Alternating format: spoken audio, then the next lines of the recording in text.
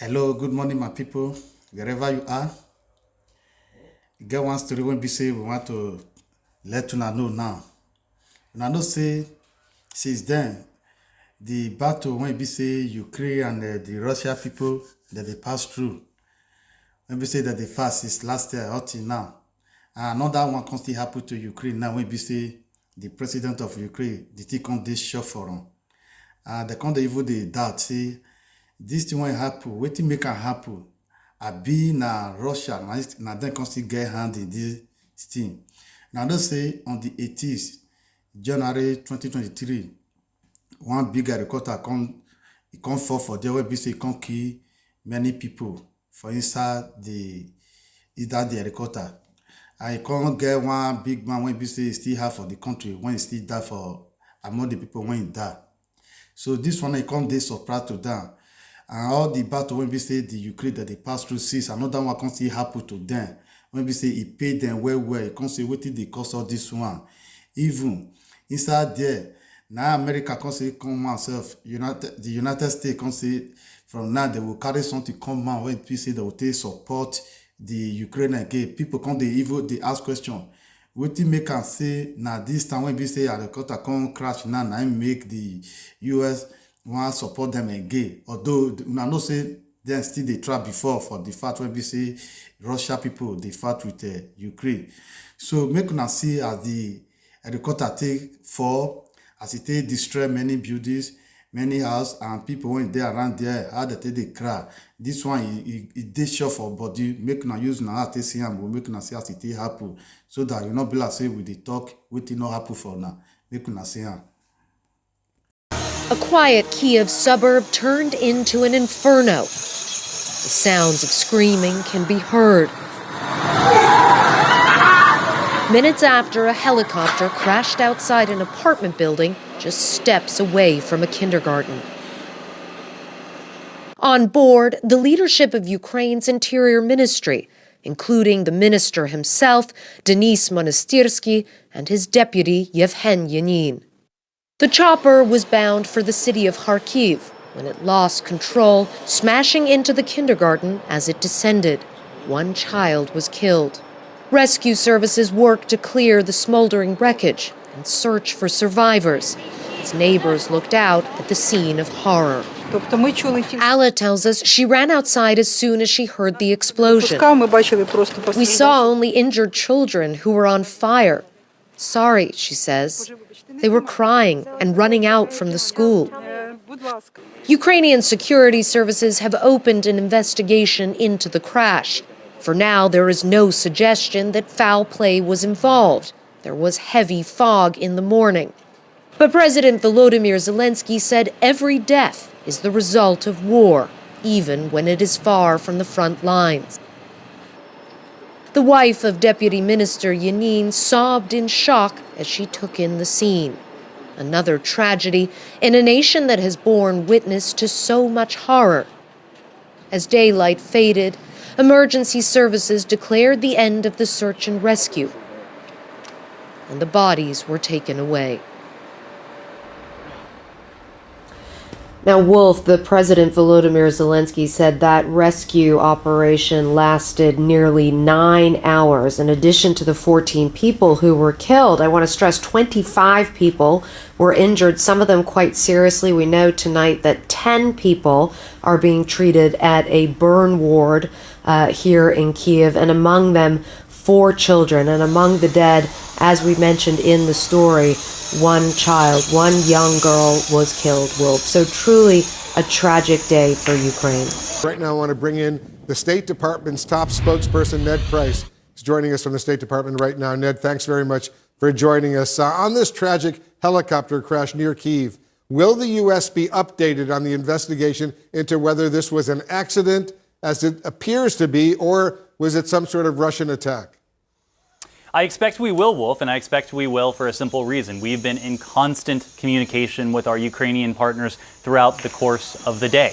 Our embassy in Kyiv has been on the line with them virtually every hour to get an update into this situation. Our embassy in Kyiv has been in turn providing updates back to the department here in Washington, D.C. The short answer right now is that we don't know what caused this helicopter to go down. The Ukrainians have launched an investigation. We stand ready to assist that investigation in any way we can. Our ambassador and senior officials here in Washington have made that clear to our Ukrainian partners. But more than anything else, what we've made clear is the sorrow we feel for the loss of life, not only for our partner, the Minister of Interior, and members of his team, but for the dozens of other individuals who were killed or wounded in this tragic crash today. Yeah, our hearts go out to those families as well. Ned, CNN is now reporting that the United States, the Biden administration, is expected to announce one of the largest military aid packages to Ukraine yet. We're talking about another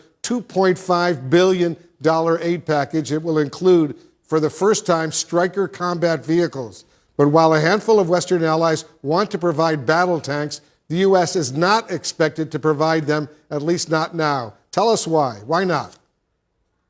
Well, Wolf, on any forthcoming announcements, 2 words: stay tuned. As you know, we have made these security assistance announcements at a good clip over the past year, as this started even before President Putin's invasion of Ukraine started on February 24th. At every step of the way, we have been providing our Ukrainian partners with precisely what they need to defend their country, to defend their sovereignty, to defend their territorial integrity against this brutal land grab, this territorial war of aggression that President Putin has launched. You used the word reluctance before. I think when you look at everything the United States has provided to our Ukrainian partners over the past year, even longer, I don't see reluctance, Wolf. I see determination. I see determination to see to it that our Ukrainian partners have precisely what they need. You can measure that in any number of metrics. More than $24 billion of security assistance since February 24th, nearly $25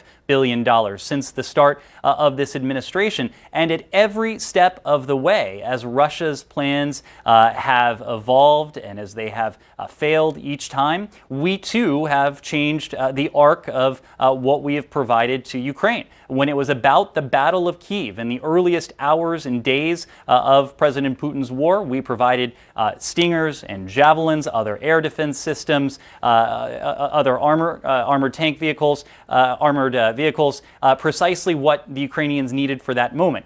As the battle has moved to the east, as it's moved to the north, as it has taken on that flavor, we have provided HIMARS, longer-range systems that our Ukrainian partners can use to target Russian positions on their territory. We've provided a Patriot missile system. We've provided other air defense systems that the Ukrainians have used to extraordinary effect, even as these Iranian-produced drones continue to swarm into Ukraine's towns and cities. The Ukrainians have used the air defense systems that we've provided to shoot down, in some cases, all of these drones. Now, even one drone, even one ballistic missile making its way through this air defense capability is one too many. And we're going to continue to provide our Ukrainian partners with what they need to defend themselves and what they need to take back the territory that's been taken from them. And the U.S. is now providing the Ukrainians with Bradley fighting vehicles, which is very important. But they keep appealing, President Zelensky keeps appealing for the M1 Abrams battle tanks to be delivered, and the U.S. keeps saying no. One of the concerns about tanks, as you know, is logistics, but the U.S. did change its stance on the Patriot missile air defense system, which also requires extensive training and maintenance. Are tanks off the table entirely or just off the table for now?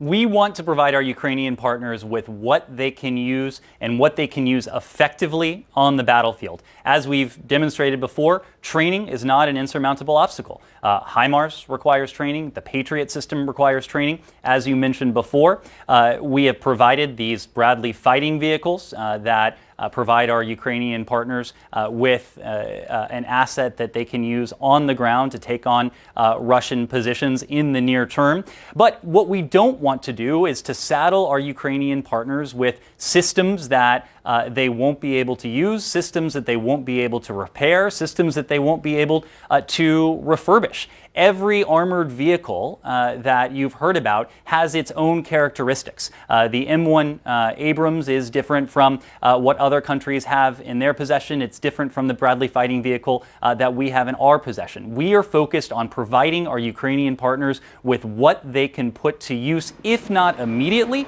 in the very near term, and what they can continue to use for the foreseeable future to see to it that the assistance we're providing has the utmost effect on the battlefield. Say you don't see her now. As you use the word say her, make you still share them for other people. When you say they never seen her before. And still comment, and still contribute your whole. What is this one? How it be? What make the apple like this? Make you talk on for here. Make you share them for other people. As you use the word, they see her.